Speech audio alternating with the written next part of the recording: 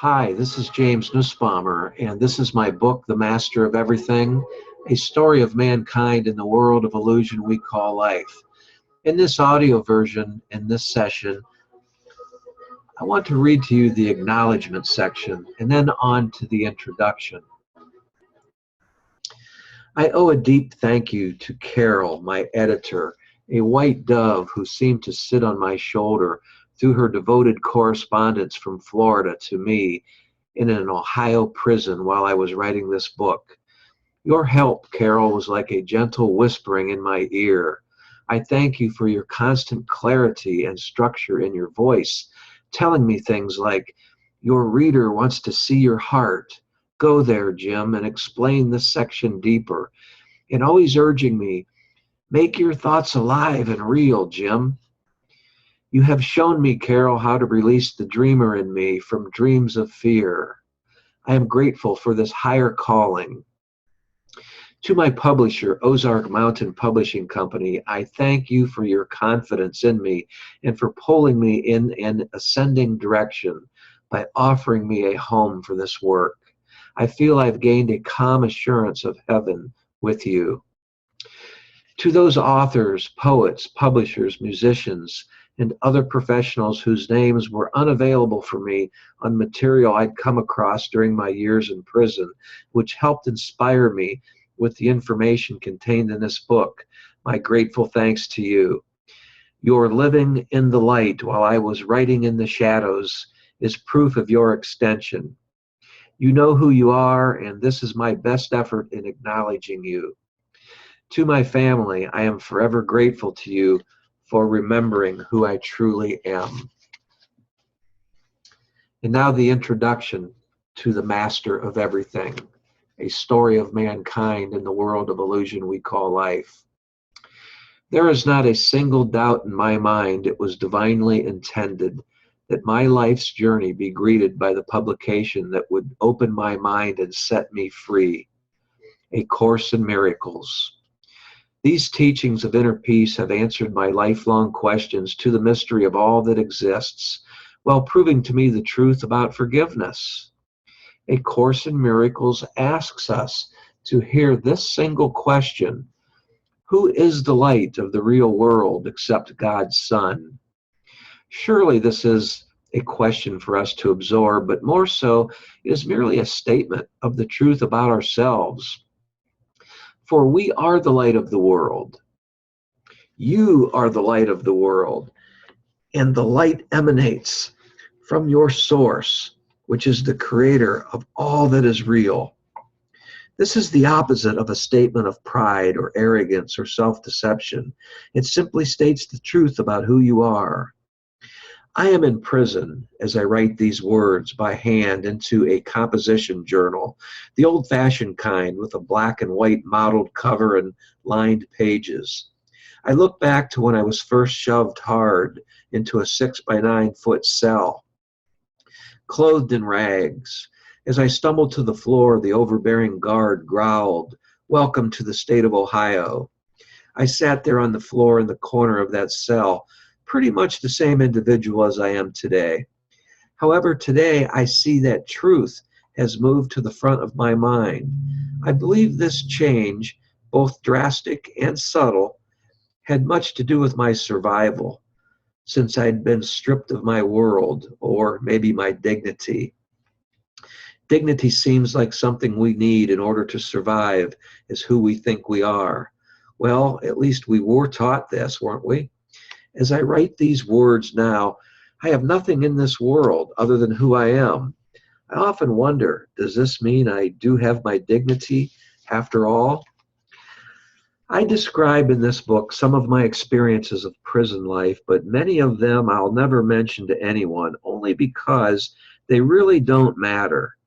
I will describe what I have experienced as an undoing of old patterns of thinking, which has been a transformation initiated and then guided by a part of me that eternally lives. The process necessarily required this stripping away in order to bring on the new patterns, which are truly of who I am. I began an inward journey that tells me It will continue because it's taking me where I must go. It's a journey about not only who I am, but also what I am. I can tell you it is peaceful, blissful, and exciting. And I can tell you the same is available for you as well, regardless of your circumstances. I remember sitting there in that stinking cell, moving quickly to the depths of my mind without realizing how deep I was actually going. The experience was definitely more than just what I'd been cautioned it might be. Many would say shock. I heard one guard telling another guard that I must be in shock when I wouldn't answer any of their questions. Something was directing me to go deep, where a feeling or sensation welcomed me. I almost felt like a child again. It was that feeling of being cradled and told everything would be okay. I also know that I had no choice but to accept the embrace. I realized in the weeks and months ahead inside these block walls and steel bars that what had embraced me was my own true strength. It was as if I were being waved on inside of me to join in, but I still had to go deeper where something was waiting to greet me. The sensation was mysterious and encouraging, as though whatever was waiting had been hidden away for all those years of my life. Physically, I was very weak, and this inner place that had been obscured for so long was really my long-lost home. Much of the world lives by a thought system that teaches us that our body should be regarded as our temple. This is true, however, it applies only to the surface of who we express ourselves to be, where gaining and winning are important. But for the most part, honoring the body is only a minor step in answering that one question much of the world struggles with, and that is, who really am I? Our temple is not a structure at all, such as a building or our body. Every temple has its altar where holiness abides. Otherwise, it wouldn't be a temple. But rather than viewing our body as the temple, let's consider the structure of our temple as our true essence or our being. Deep within that structure of life is where our altar actually sits. And it is at this altar where we see our life's purpose. This is what emanates the light, or is the true essence of who we are. This is our being, if you will. I wrote this book entirely in longhand from behind bars in an overcrowded, overbearing, and obnoxiously overloud prison environment where inmates live in one another's faces all day and all night long. The atmosphere is violent and volatile. Often, I believe this is what brought these words from my mind through the pen and onto paper. I sit here and wait to be released by a judge who says he used me as an example. The waiting is extremely difficult, but I know it's temporary. The project has saved me in more ways than one. And as this project grew, I grew as well. I wrote this book solely by myself with helpful suggestions from a oneness of which we are all a part, the oneness I call God.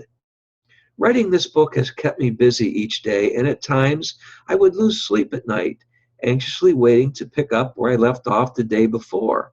It has consumed me. Each day I received as a gift of words that I could not seem to find the previous day. I would often wake up in the middle of the night and think, hey, that's it. A sentence that was needed to complete a paragraph or a metaphor to help explain an idea. Something to assist in an area I seemed to be stuck would always appear in my mind when I needed it. When the final chapter was nearing its completion, a blissful feeling continued to flow through me. I knew I was going to miss this project. I was sad too because I could not get it to mature beyond the handwritten stage due to the rule in prison stating no computer usage whatsoever in this backwoods prison system. My only other resource was not really a resource at all, but was available if I wished to stand in line to use the ancient, poor quality prison typewriter. But need I say, not nearly up to a publisher's standards. This was a feeling like not being able to send your cherished kid to college, a kid who desperately desired to change the world.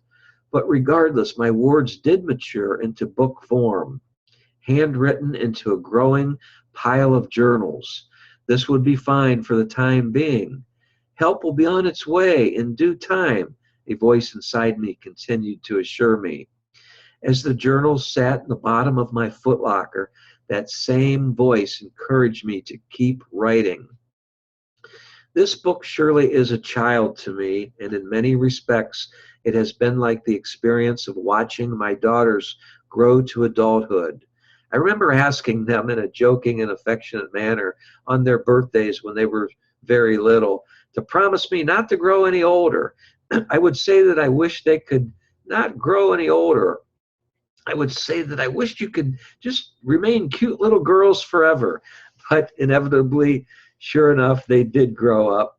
And today they are beautiful women doing what they must do to make the world a better place. Just like my little girls, this book is ready for its next phase. Sooner or later, the words will be in your hands and hopefully helping those who are lost or confused in their own way, as I once was. Or perhaps those who are searching but not certain what it is they actually want to discover will find their true free will as I have. Of course, by the time you are reading this, my task of writing this particular book will have been completed. But from where I stand now, I'm wondering how I will find a publisher who sees it as a part of its purpose to get involved. Other individuals whom I have not yet met will have to arrive onto the scene to help move the process along.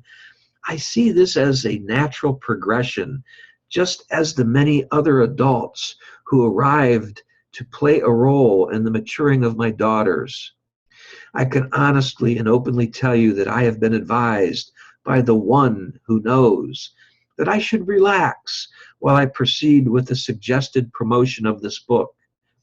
I've been advised also to trust that the right people will show up at the right times to assist me with the various procedures. Events are being arranged at this very moment while I continue with my work here in this prison cell. In fact, events are being arranged right now that will give you a reason to seek out this book or come across it or have it given to you as a gift.